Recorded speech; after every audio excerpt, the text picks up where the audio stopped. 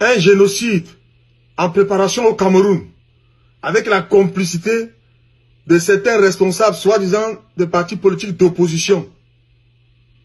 J'en appelle à la vigilance de tous les compatriotes camerounais résidant au Cameroun.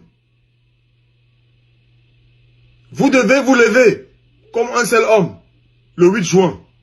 Vous devez être debout.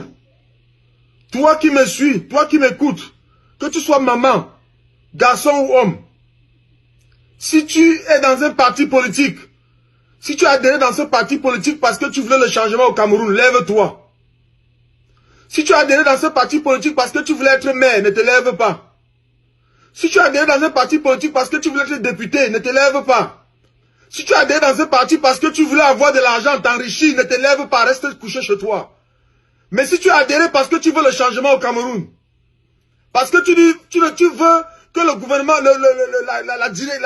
tu ne veux pas le gré à gré, tu ne soutiens pas la transmission du pouvoir de gré à gré, lève-toi.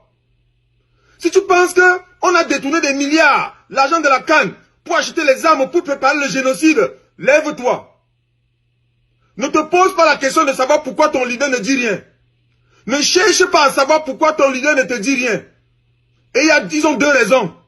La première raison, c'est que la plupart des leaders des partis politiques, soi-disant de l'opposition, ont perçu de l'argent. Ça, c'est la première raison.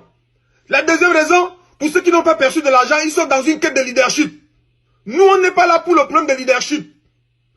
Tous les Camerounais qui sont sincères et honnêtes, qui veulent le changement au Cameroun, on s'en fout de qui sera devant.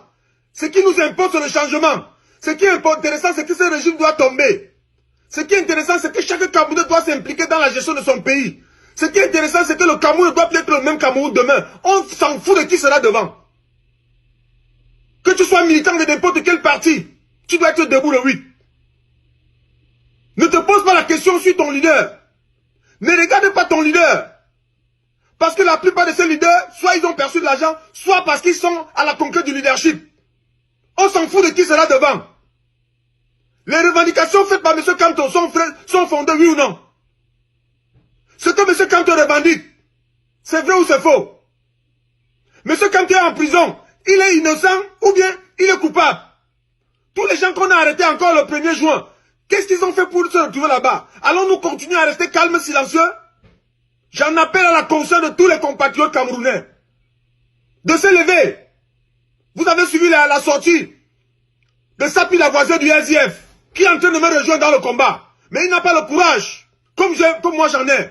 Parce que peut-être il est confus, mais je sais que M. Sapi Lavoisier a toujours été un patriote. M. Sapi Lavoisier a toujours été un progressiste dans le SDF. Allez regarder son histoire et vous comprendrez de quoi je parle. Quand vous voyez M. Sapi Lavoisier parler, ça veut dire que si c'était lui qui était à la tête du SDF, à l'heure où je vous parle, tous les militants du SDF seront dans la rue. C'est ce que M. Sapi Lavoisier pense. Mais compte tenu de sa position, parce qu'il est embryonné, et il fait allusion à Joshi Ochoa. Joshi Ochoa n'est pas différent de Fundi. Joshi Ochoa n'est pas différent de Fundi. M. Sapi, si vous attendez Joshi Ochoa avec sa plateforme, vous n'aurez que vos yeux pour pleurer. Nous ne devons pas attendre le génocide qui est en train de se préparer. Nous devons être debout, tous dehors, le 8 juin. Nous ne voulons pas savoir qui est devant. Nous ne voulons pas savoir qui est devant. Parce qu'il y a un génocide en train de se préparer. Avec la complicité des leaders, soi-disant de l'opposition. Chacun a créé sa plateforme de l'opposition. Chacun crée sa plateforme. Et Libby de son côté. Joshua est de son côté. Les autres sont de leur côté. Pour continuer à nous distraire et nous rouler dans la farine. Vous avez tellement exploité. Vous m'avez utilisé. Mais vous n'utiliserez plus mes petits frères. Je serai debout pour éclairer. Ils ne tomberont plus dans ce piège. Chers frères et compatriotes, tous les mamans, où que vous soyez, vous devez être debout. Njoki et certaines mamans sont en prison depuis. Elles ne sont pas en prison ils sont en prison pour nous tous. C'est le Cameroun qu'elles sont en train de défendre. Laissez le problème de parti politique. Moi qui vous parle dessus, un ancien cadre du SDF. Et je suis debout dans les manifestations. Pour revendiquer, je ne revendique pas pour M. Kamto. Je revendique pour moi-même. Pour mes petits-enfants. C'est pour ces raisons que je t'invite, toi ma soeur, toi mon frère, à te lever comme moi le 8 juin. Afin que nous mettons fin, afin que M. Biya comprenne que s'il va emprisonner, il faut emprisonner tous les Camerounais. Que Dieu bénisse le Cameroun.